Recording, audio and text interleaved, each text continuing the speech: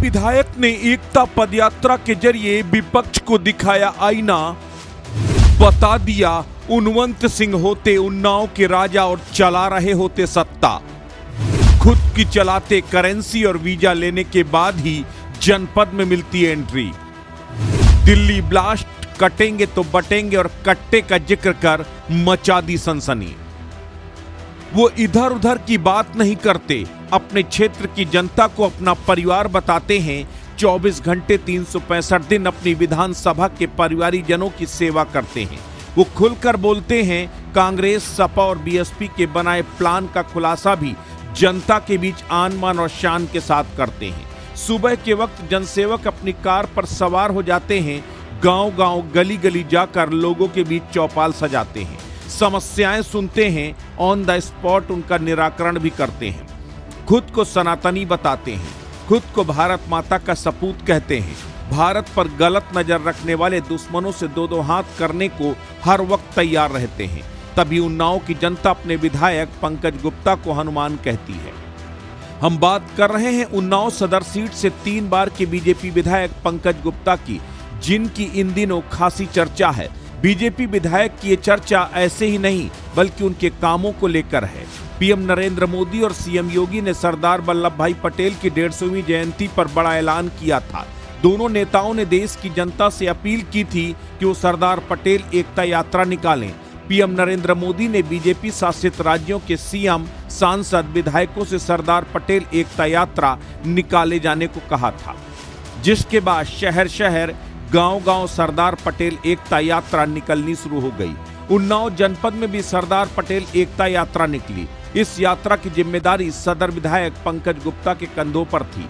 यात्रा पूरे शहर में घूमी। सरदार पटेल एकता यात्रा का लोगों ने भव्य दिव्य स्वागत किया। सड़क के किनारे खड़े होकर महिलाओं ने यात्रा का दीप के जरिए स्वागत किया, आरती उतारी, फूलों की बारिश कर पूरे इलाके को सरदार वल्लभ भाई पटेल का मंच बना दिया। यात्रा में बुजुर्ग, युवा, बच्चों ने बढ़ चढ़कर शिरकत किया।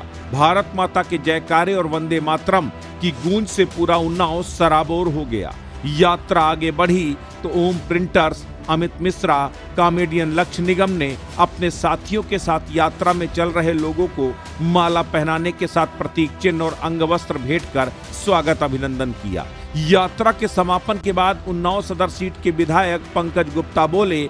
उन्होंने जनसभा को संबोधित किया, सरदार वल्लभ भाई पटेल के बारे में लोगों को जानकारी दी। उन्होंने उन्नाव के एक किस्से का भी जिक्र किया। विधायक पंकज गुप्ता ने कहा, अगर सरदार वल्लभ भाई पटेल नहीं होते तो उन्नाव आजाद नहीं होता। उन्नाव में राजतंत्र का शासन होता। उन्नाव के राजा उन्वंत सिंह होते, उनके वंशज खुद की करेंसी चला रहे होते। कानपुर से लेकर फतेहपुर के लोगों को उन्नाव में प्रवेश करने से पहले वीजा लेना पड़ता। विधायक ने कहा कि ये सरदार जी ही थे जिनके कारण उन्नाव ही नहीं देश को अखंड बनाया। विधायक ने बताया कि भारत की आजादी के बाद जब देश रियासतों, मतभेदों और अस्थिरता के बीच था, तब सरदार वल्लभ भाई पटेल ने दृढ़ता और राष्ट्रभक्ति के प्रतीक बनकर उभरे। उन्होंने अपनी अटल इच्छा शक्ति और राजनीतिक बुद्धिमत्ता से 562 रियासतों को एकजुट कर भारत को अखंड बनाया। विधायक ने कहा कि आज जो मजबूत और एकीकृत भारत हम देखते हैं, वो पटेल के लौह संकल्प का परिणाम है। इसी कारण उन्हें भारत का लौह पुरुष कहा जाता है। उन्होंने बताया कि पटेल जी का जीवन सरल था, लेकिन उनके विचार कठोर थे। वो बड़े भाषणों या दिखावों में विश्वास नहीं करते थे, बल्कि उनका मानना था कि राष्ट्र निर्माण शब्दों से नहीं, कर्म से होता है। बीजेपी विधायक ने कहा कि वो देश के पहले उप प्रधानमंत्री थे। वो पीएम बनने वाले थे, लेकिन कांग्रेस के षड्यंत्र के चलते वो देश के पहले पीएम नहीं बन पाए। कांग्रेस के चलते जम्मू कश्मीर आतंकवाद की भेंट चढ़ा। कांग्रेस ने जम्मू कश्मीर में धारा 35A और 370 को लगाया। यही वजह रही कि जम्मू कश्मीर भारत से दूर होता गया। लेकिन पीएम नरेंद्र मोदी ने सरदार पटेल के एकता वाले सपने को पूरा किया। जम्मू कश्मीर से धारा 370 को खत्म किया। वर्ष 2014 में प्रधानमंत्री नरेंद्र मोदी ने उनके जन्मदिन 31 अक्टूबर को राष्ट्रीय एकता दिवस के रूप में मनाने का फैसला किया, जो बदस्तूर जारी है।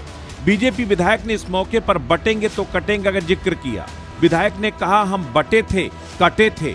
हम बटे तो भारत में मुगलों ने शासन किया, हम बटे तो हिंदुस्तान में गोरों ने हुकूमत की, हम बटे तब भारत में कांग्रेस की सरकार कई दशकों तक रही। ऐसे में अब बटना नहीं है, एक रहना है, सेफ रहना है। विधायक ने कहा कि दिल्ली में ब्लास्ट हुआ जो बड़ी साजिश की ओर इशारा कर रही है। जो आरोपी पकड़े गए वो कौन हैं, उनके बारे में जानकारी कीजिए। वो डॉक्टर्स के बेस में भारत को लहूलुहान करने के प्लान में जुटे थे। बीजेपी विधायक ने फिर दोहराया कि चुनाव में हमें एक रहना है। पीएम मोदी और सीएम योगी के लिए एक रहना है। सीएम योगी की सरकार है, अब दंगाई माफिया भूले बिसरे गीत बन गए हैं। फिर से सीएम योगी की सरकार बनानी है। ये गोली कट्टे से नहीं होगा, हम सबको एक होकर मतदान करना होगा। सरदार जी के पूरे जीवन में एक सूत्र में भारत को बांधने का जो संदेश मिलता है वो हम सबको आत्मसात करना चाहिए। सारे विपक्षी दल, सपा, बसपा, कांग्रेस, ये भारत को अंग्रेजों की तरह बांटना चाहते हैं। जैसे अंग्रेज भारत को बांट के चले गए। जिस समय देश की आजादी का फैसला हुआ उस समय भारत की 565 रियासतें और अंग्रेजों का कब्जा लगभग 50% रियासतों में था। शेष रियासतों में अंग्रेजों का कब्जा भी नहीं था। वहां व्यक्तिगत राजे रजवाड़े और नवाब उन रियासतों को चलाते थे। उनकी रक्षा करने का काम अंग्रेज किया करते थे और उसके बदले बड़ा धन संग्रह करने का काम उन रियासतों से अंग्रेज किया करते थे। अंग्रेजों ने सबको स्वतंत्र कर दिया। जिसको भारत में रहना है वो भारत में रहे, जिसको पाकिस्तान में रहना वो पाकिस्तान में रहे, और जिसको अपना राज्य बनाना है, अपना देश बनाना, वो अपना देश बनाकर अपनी व्यवस्था स्वयं संचालित करे। आप कल्पना करके देखो, जिस समय देश की ऐसी स्थिति थी, सरदार पटेल न होते तो उन्नाव के राजा उन्वंत सिंह भी अपना देश बना लेते और उन्नाव की करेंसी भी दूसरी होती, यहाँ रुपया न चलता। कानपुर के आदमी, लखनऊ के आदमी अगर उन्नाव आते तो पासपोर्ट बनवा के आते, वीजा बनवा के आते, तब उनको उन्नाव में घुसने का अवसर मिलता। ऐसी स्थितियां पूरे देश में पैदा करके चले गए। अब पटेल जी के जिम्मे पूरा देश, वो प्रधानमंत्री थे, बनना तो उनको प्रधानमंत्री था, छलवश उनको प्रधानमंत्री बनने नहीं दिया कांग्रेस पार्टी के लोगों ने, लेकिन उन्होंने देश हित में उप प्रधानमंत्री और गृह मंत्री बनना स्वीकार किया और देश को एक सूत्र में बांधने के लिए 562 में से 559 रियासतों को बिना तलवार के, बिना गोली के एक सूत्र में बांधने का काम किया। हम सबको इसके लिए भी उनके चरणों में नमन और श्रद्धांजलि अर्पित करनी चाहिए। 3 रियासतें, एक जूनागढ़ की, उसके बाद एक हैदराबाद के निजाम, वो भारत के बीचों बीच रहा करते थे। उन्होंने भी निर्णय किया कि अपना अलग देश बनाएंगे, तो पटेल जी ने रातों रात सेना भेज के पूरे हैदराबाद में कब्जा कर लिया और आज वो भारत का अभिन्न हिस्सा बन गया। इसके लिए भी हम सबको उनके चरणों में प्रणाम और नमन करना चाहिए। अब जम्मू कश्मीर तो जवाहरलाल नेहरू जी के पास था और जम्मू कश्मीर की ऐसी स्थिति कर दी कि जम्मू कश्मीर ना भारत का रहा, ना पाकिस्तान का रहा, ना स्वयं का अपने पास रहा। ऐसी स्थिति कर दी जम्मू कश्मीर की। धारा 370 लगा दिया, 35A लगा दिया। वहां का झंडा दूसरा, भारत का झंडा दूसरा, वहां का संविधान दूसरा, भारत का संविधान दूसरा। और बहुत सालों तक की तो ऐसी स्थिति रही कि अगर भारत का कोई नागरिक जम्मू कश्मीर जाना चाहे तो उसको वीजा लेना पड़ता था, वहां की अनुमति प्रदान करनी पड़ती थी, अनुमति लेनी पड़ती थी।